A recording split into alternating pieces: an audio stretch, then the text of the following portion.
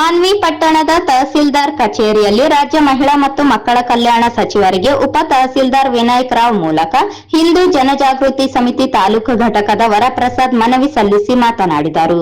ರಾಜ್ಯದಲ್ಲಿನ ಅಂಗನವಾಡಿಗಳಲ್ಲಿ ಖಾಲಿ ಇರುವ ಅಂಗನವಾಡಿ ಕಾರ್ಯಕರ್ತೆ ಹಾಗೂ ಸಹಾಯಕರ ಹುದ್ದೆಗಳಿಗೆ ನೇಮಕಾತಿಗಾಗಿ ಇಲಾಖೆಯ ಅಧಿಕೃತ ವೆಬ್ಸೈಟ್ ಆನ್ಲೈನ್ನಲ್ಲಿ ಅರ್ಜಿ ಸಲ್ಲಿಸುವ ಸಮಯದಲ್ಲಿ ಉರ್ದು ಭಾಷೆಯನ್ನು ಆಯ್ಕೆ ಮಾಡದೇ ಇದ್ದಲ್ಲಿ ಅರ್ಜಿಯ ಮುಂದಿನ ಪ್ರಕ್ರಿಯೆಗೆ ಅವಕಾಶವಿಲ್ಲದೆ ಇರುವುದರಿಂದ ಸರ್ಕಾರವು ಮಹಿಳಾ ಮತ್ತು ಮಕ್ಕಳ ಇಲಾಖೆಯ ಆಡಳಿತದಲ್ಲಿ ಉರ್ದು ಭಾಷೆಗೆ ಅವಕಾಶ ಕೊಟ್ಟಂತಾಗಿದೆ.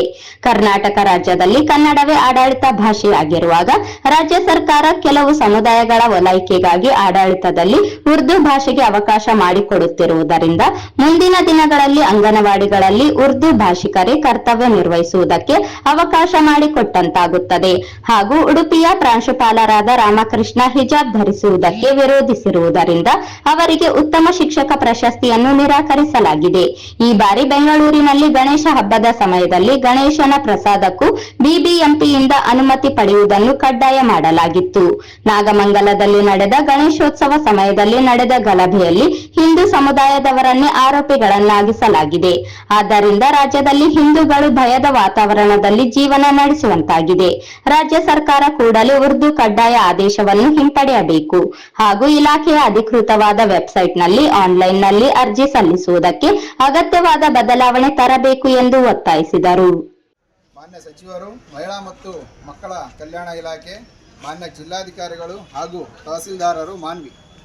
ವಿಷಯ ಅಂಗನವಾಡಿ ಕಾರ್ಯಕರ್ತರು ಮತ್ತು ಸಹಾಯಕರ ಹುದ್ದೆಗಾಗಿ ಉರ್ದು ಭಾಷೆ ಕಡ್ಡಾಯ ರದ್ದತಿಗೊಳಿಸುವಂತೆ ಮನವಿ.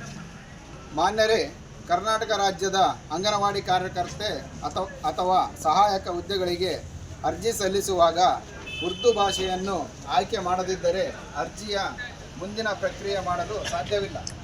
ಈ ಮೂಲಕ ಕರ್ನಾಟಕ ಸರ್ಕಾರ ಕ್ರೈಸ್ತರಿಗೆ, ಹಿಂದೂಗಳಿಗೆ ಒಂದು ರೀತಿಯಲ್ಲಿ ಅನ್ಯಾಯ ಮಾಡುತ್ತಿರುವುದು ಸ್ಪಷ್ಟ ಗಮನಕ್ಕೆ ಬರುತ್ತಿದೆ. ಕರ್ನಾಟಕದಲ್ಲಿ ಕನ್ನಡವೇ ರಾಜ್ಯ ಭಾಷೆ.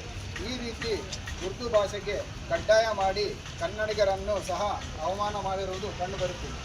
ಈ ಹುದ್ದೆಯನ್ನು ಪಡೆಯಬೇಕಾದರೆ ಉರ್ದು ಕಲಿಯುವ ಅನಿವಾರ್ಯತೆಯನ್ನು ಮಾಡಿ ಉರ್ದು ಭಾಷೆ.